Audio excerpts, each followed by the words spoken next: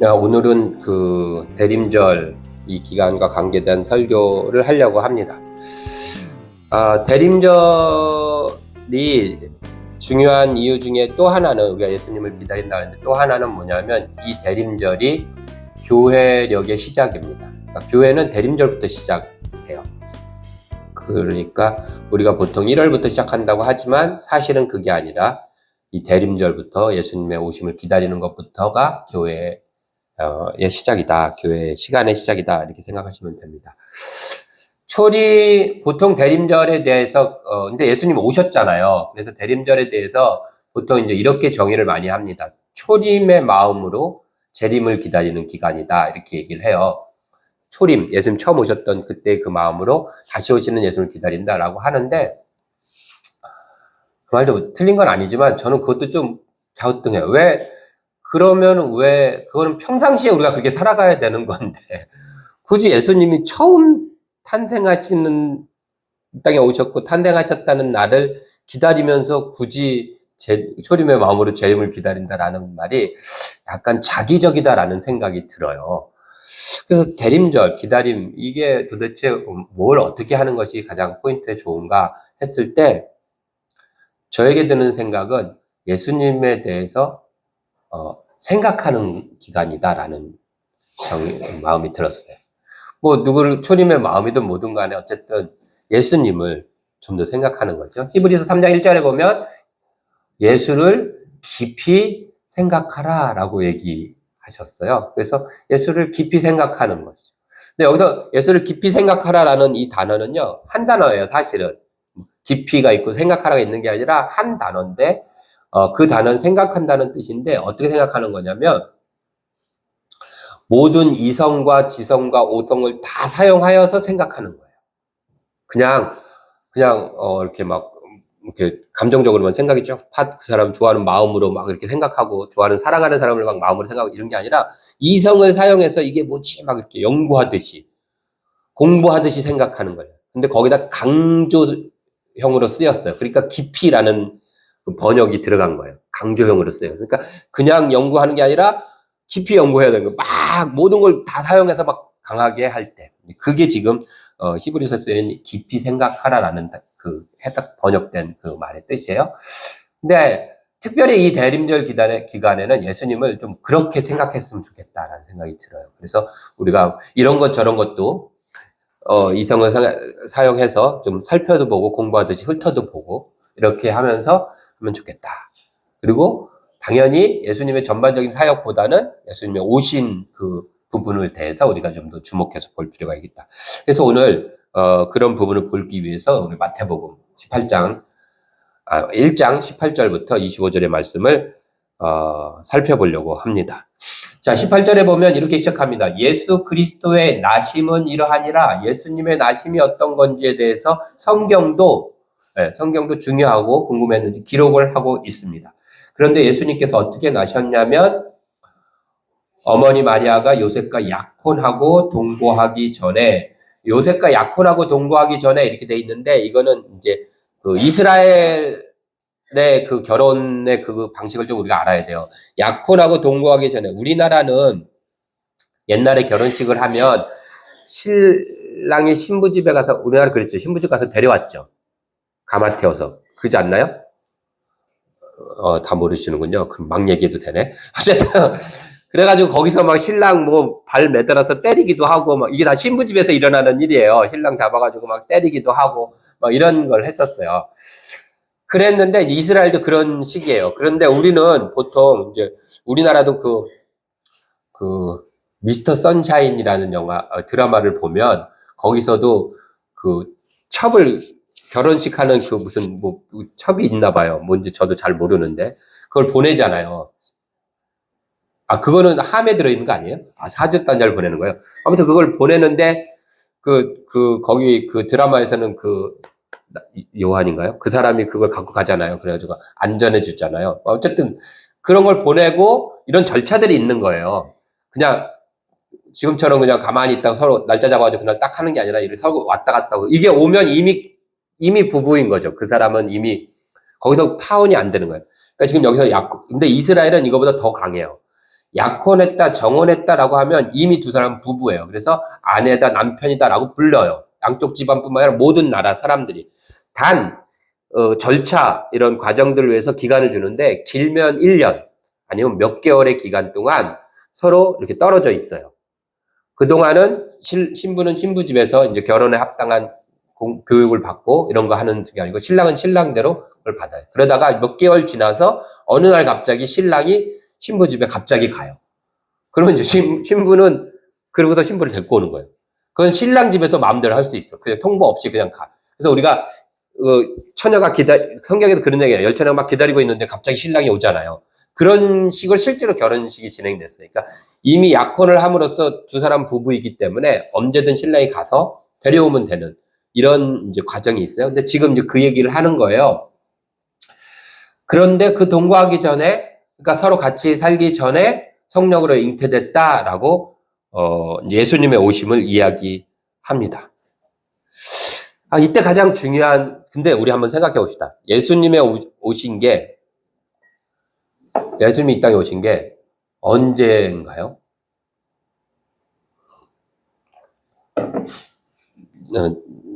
무슨 질문이 그따구예요? 그러시죠? 예수님의 탄생인가요? 예수님의 잉태인가요? 엄밀히 따지면. 예수님이 잉태시. 근데 우리는 예수님이 이 땅에 오셨으면 예수님 탄생만 바라보고 있어요. 그게 예수님이 이 땅에 오셨다고 하는데, 실은 그보다 1년 전에 예수님이 이 땅에 오신 거예요. 잉태. 이 잉태란 단어예요. 그럼 이게 진짜 예수님이 오신 거예요.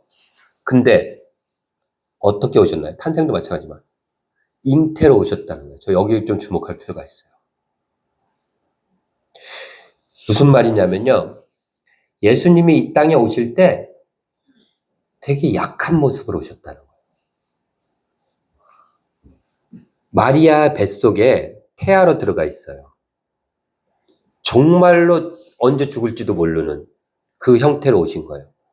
이 당시에 이렇게 정혼한 상태에서 만약에 임신을 했다라는 게 밝혀지면 신명기 22장 23절부터 24절에 보면 어떻게 해요? 그 두 연놈을 잡아다가 성문 밖에서 돌로 쳐 죽여라. 이렇게 써 있어요. 신명기 22장 23절 24절을 보면 똑같이 써 있어요.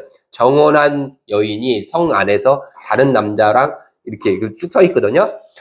정확히 그렇게 명시되어 있는 법이에요. 그러면 지금 가장 예수님은 근데 그 뱃속에서 마리아나 요셉이나 누구한테 아무런 능력을 발휘할 수 없는 상태로 오신 거예요. 그러니까 연약한 예수님. 그 연약한 예수를 품었던 두 사람, 마리아와 요셉으로 인해서 예수님은 이 땅에 처음 모습으로 오시는 거예요. 예수를 품은 사람들은 그런 의미가 들어있어요. 여러분들 예수님이 약하다라는 거, 연약한 예수, 약한 예수 생각해 보신 적 있나요? 예수님 항상 강하지 않나요? 왜요? 하나님이니까. 그렇잖아요. 하나님은 강하고 세야지. 우리 속에는 자동으로 그 생각이 가요. 그런데 예수님은 한 번도 난 강하다라고 한 적이 없어요. 나는 세상을 이겼다라고 얘기하셨지만 나는 강하고 세다라고 하신 적이 없고요. 강함을 드러내신 적도 없어요. 생각해보세요. 하나님이 약할 수 있나? 있지 않나요? 강한 것과 능력이 큰 것은 달라요. 그쵸? 하나님은 우리를 구원하시고 세상을 창조할 수도 있어요. 약할 수 있지 않나요? 예수님이 이 땅에 오셨을 때 이렇게 얘기해요. 이사야 53장 3절 4절. 그는 주 앞에서 자라나기를 연한 순 같고 마른 땅에서 나온 뿌리 같아서 고운 모양도 없고 풍채도 없대요. 등치도 없고 연한 순. 누가 건드리면 다 넘을 약한 존재로 왔다라는 거죠. 그래서 사람들이 얼마나 창피하면 같이 그냥 이렇게 얼굴을 막 이렇게 피해버릴 거. 아유, 저 창피해. 라는 걸로. 그래서 사람들이 그에게 얼굴을 가리는 것 같이 멸시를 당하였고 이렇게 돼 있잖아요. 그게 성경도 예언하고 있었던 메시아의 모습이었고 하나님의 모습이었던 거예요. 예수의 모습이었어요. 예수 믿다고 해서 뭐예요? 목마르다, 시장하신지라, 배고프다. 약한 모습들 아니에요? 누구한테 막 덤비고 싸우고 안 하셨어요. 한 번 보여준 게 있어요. 성전 정화 때 막 이렇게 한번 채찍이 질렀던 거. 그 외에는 예수님의 모습은 약했어요. 마음적으로도 그러셨던 것 같아요. 그래서 인자는 머리 둘 곳이 없다. 겟세마네 동산에서는 제자들한테 예수님이 이렇게 얘기하죠. 내 마음이 지금 심히 고민하여 죽게 됐다. 나 지금 죽을 것 같아. 막 너무 불안하고 십자가를 앞두고 너무 내가 무서워서 죽을 것 같아. 이런 말들이 예수님이 이렇게 얘기하시고 느꼈다는 게 좀 낯설 수는 있어요, 여러분. 그러나 틀렸다라고는 생각하지 마세요. 여러분들 우리가 생각을 안 해봐서 그렇지 그런 거예요. 예수님은 약한 예수. 그런데 중요한 것은 예수님은 강한 분이 아니지만 강하게 하시는 분이세요. 그래서 그 약한 예수를 품을 때 우리는 강해져요. 왜요? 예수님은 약한 자로 강하게 하시는 분이기 때문에.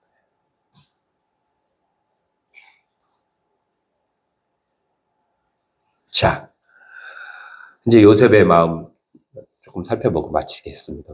빨리 끝날 것 같아요. 자, 요셉의 마음으로 한번 들어가 보면 좋을 것 같아요. 19절에 보면 그의 남편 요셉은 의로운 사람이다 이렇게 돼 있어요. 아, 이게 참 의문이에요. 의로운 사람이라 그를 드러내지 아니하고 가만히 끊고자 하여 이렇게 돼 있잖아요. 19절에. 당시에 의로운 사람의 여러분 의로운 게 뭐예요? 하나님 앞에서 의로운 건 뭐예요? 이스라엘 사람들이 의로운 건 뭐라고 생각했을까요? 율법 잘 지키면 의로운 거예요. 그럼 요셉이 의로운 사람이에요. 다시 말하면 율법을 잘 지켜야지 의로운 사람이라고 해요. 아까 율법이 뭐라 그랬어요? 신명기 22장 23절 24절에 뭐라 그랬다고요? 돌로 쳐서 죽이는 게 율법을 잘 지키는 거고 그게 의로운 사람인 거예요. 근데 지금 말이 앞뒤가 안 맞잖아요. 의로운 사람인데 그렇게 안 하고 조용히 그냥 사람 모르게 넘어가려고 했다는 거예요. 말이 안 맞잖아요. 앞뒤가. 그러니까 이걸 멈춘 거죠. 자, 근데 우리가 여기서 한번 제가 질문을 드릴게요. 여러분 생각해 보세요. 마리아는 요셉과 정혼한 다음에 그 다음에 마리아는 이제 천사를 만나서 자기가 너가 임신할 거야, 아이를 가질 거야 이렇게 했어요. 메시아를. 마리아가 주의 종이니 마음대로 할 겁니다. 주의 뜻대로 이루어질 겁니다. 이렇게 얘기를 했어요. 그리고서 이제 요셉과 정혼이 된 거죠. 근데 이 얘기를 요셉한테 했을까요? 안 했을까요? 했다. 요셉, 사실은 내가 하나님 천사를 만났는데 하나님 천사가 나한테 아이를 가질 거래. 놀라지 마. 이거 하나님이 주신 아이야. 했을까요? 안 했을까요? 천사를 만나서 했더니. 했다. 안 했다. 두 가지에 따라서 이 이후의 해석이 달라져요. 요셉의 이 마음과 성경의 해석이. 둘 다 몰라요? 모르지만 둘 다 해석이 맞긴 한데 자, 안 했다고 생각해 봅시다.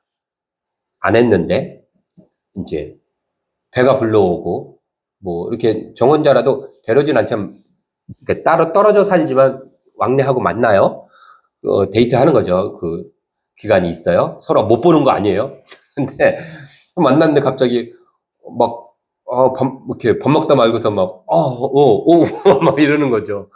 신게 먹고 싶어 막 이러는 거고. 그 눈치를 챌 거 아니에요. 여기 지금 드러났다고 그러잖아요. 그렇죠? 나타났다고 잉태된 것이. 이제 그렇게 우리가 유추할 수 있잖아요. 그러면서 점점 펑퍼짐한 옷을 막 입기 시작하는 거죠. 그렇죠? 그전에는 이렇게 레깅스 같은 거 쫙 입다가 갑자기 막 펑퍼짐한 거 입고 배가 나오고 막 하는 거죠.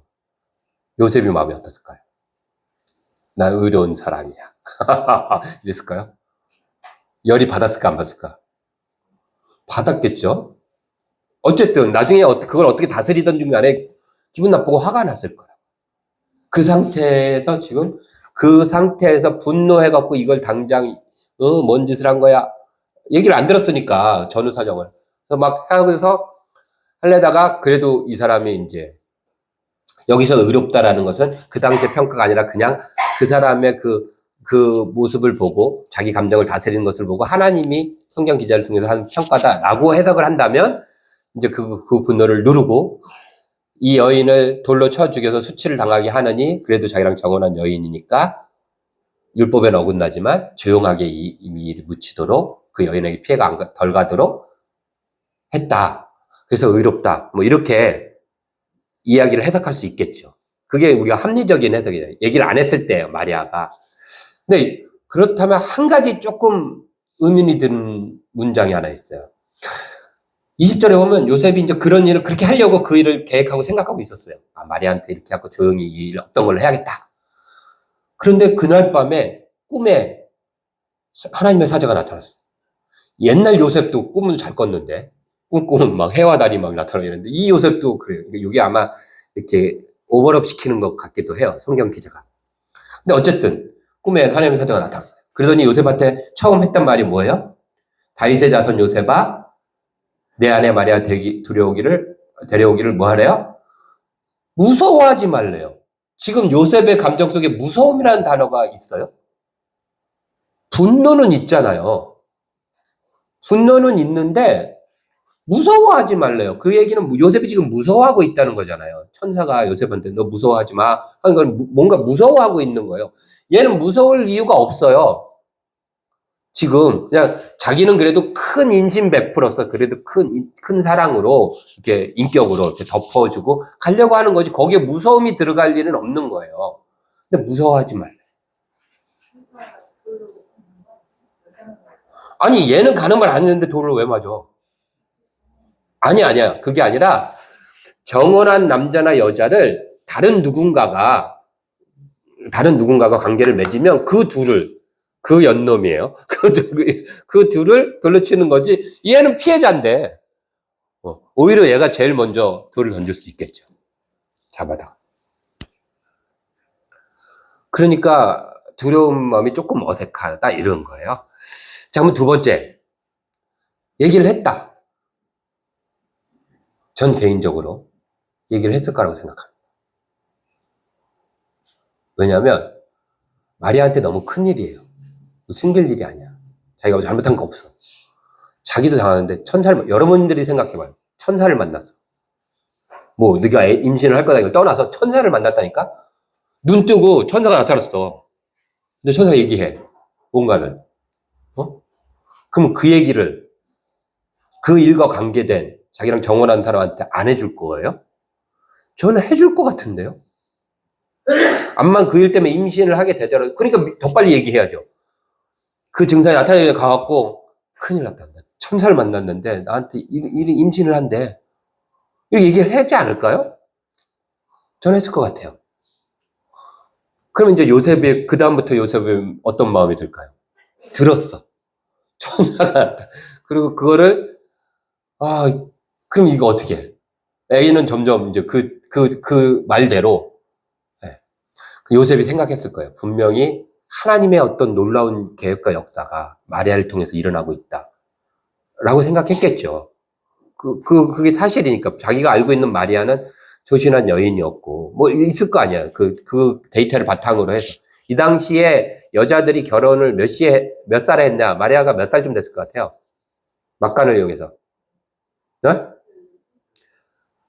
14살부터 16살 사이였을 거예요. 그 당시 결혼 정령이가 그래요. 그러니까, 뭐 충분히 이제 알 수 있죠. 어떻게 했는지. 그런데, 어쨌든, 이제 요셉의 마음에는 걱정이 이제 들겠죠. 마리아를 그대로 안았을 때, 그러니까 아내로 맞이했을 때 하나님의 놀라운 역사가 일어나니까 그 놀라운 역사를 자기가 같이 끌어안을 때, 우리가 오늘 표현했대로 그 연약한 메시아를 품을 때 벌어질 일들에 대한 생각들을 하지 않았을까요? 친척들과 가족들한테 뭐라고 얘기하지? 주변에 있는 사람들, 이웃들한테는 그들이 비난하고 손가락질을 할 때 나는 어떻게 대처해야 되지? 뭐라고 얘기해? 거짓말을 해야 되나? 뭐 어떻게 얘기해야 되지?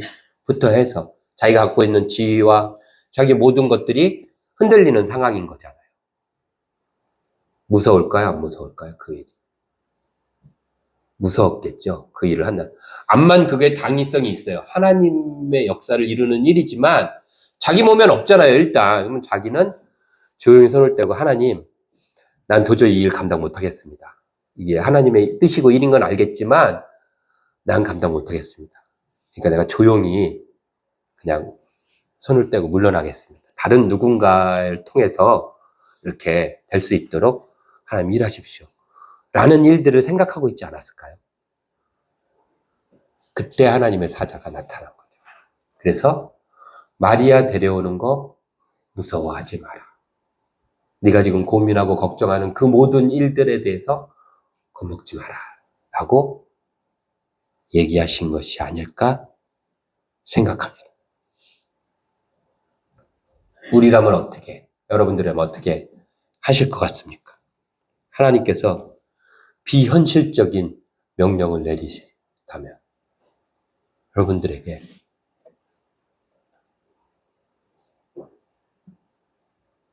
갑자기 어느 날 갑자기 수아한테 아프리카로 가라. 그럼 비현실적인 도저히 이것저것 생각해도 도저히 지금 상황에서 있을 수 없는 명령을 하나님이 내리신다. 어떻게 할 것 같아요, 여러분들?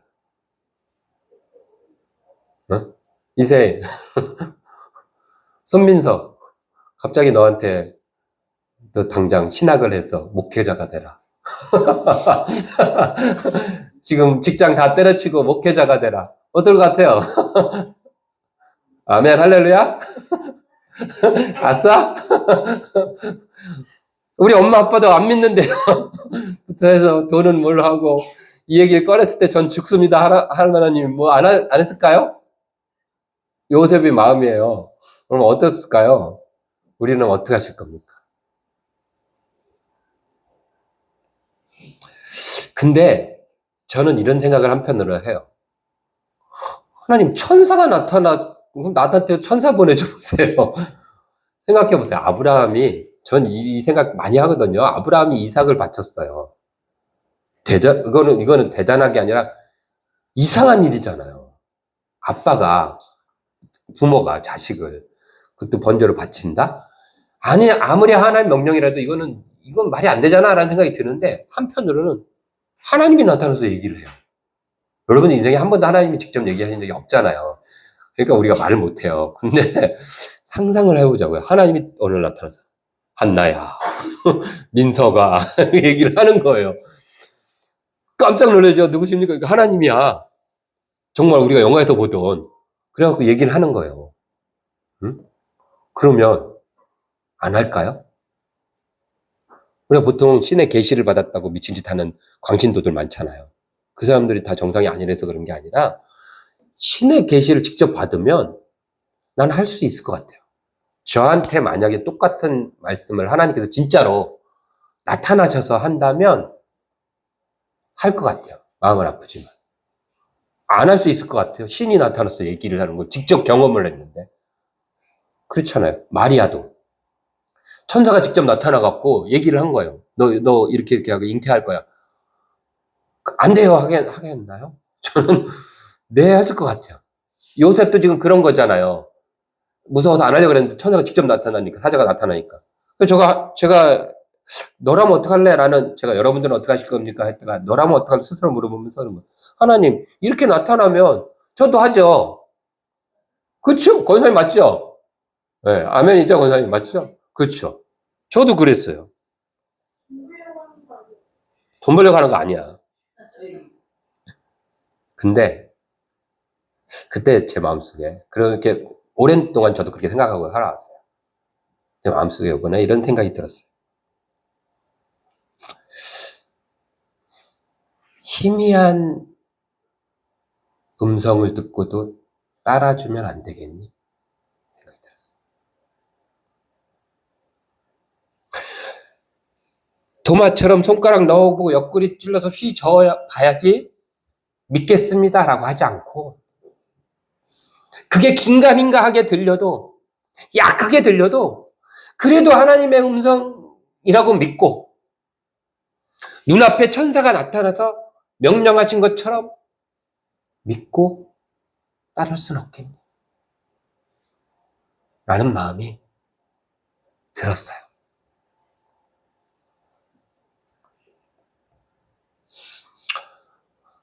그리고 또 하나는 하나님의 음성이 희미한 것처럼 그 음성이 갖고 있는 하나님의 명령의 내용은 비현실적인 게 아니잖아요. 하나님이 희미하게 비현실적인 말씀 안 해주세요. 그렇잖아요. 현실적인 말씀으로 얘기해 주시는 거잖아요. 기도하라. 전도하자. 말씀 보자. 참아라. 사랑하자. 그리스도인답게 그렇게 손 내밀자. 이거 비현실적인 거 아니잖아요. 우리 마음에 들리는 그 희미한 것들은, 그 음성과 명령들은 굉장히 현실적이고 해야 되는 일들이잖아요. 그런데 우리는 하나님 좀 뚜렷하게 들려주시면 내가 하겠습니다만 되풀이하고 있는 거예요. 하나님은 아니야, 옆구리 안 찔러봐도 알잖아. 좀 그래주면 안 되겠니? 내가 좀 이렇게 숨만 쉬어도 좀 알아듣고 해주면 안 되겠니? 마리아의 뱃속에 잉태된 예수는 아무것도 할 수 없었어요. 마리아에게 발로 찰 수도 없을 정도로 조그만 존재였다고요. 우리에게 그 연약한 예수를 품을 수 있는 그런 믿음이 있었으면 좋겠습니다. 그래서 강한 예수를 품고 갑니다. 예수와 동행하는 것도 뭐 중요한 얘기겠지요. 하지만 그 약한 예수를 품고 약할 때 강함 주시는, 우리를 강하게 하시는 그분의 능력으로 나아갈 수 있는 저와 여러분들이 되기를 바랍니다. 기도하겠습니다.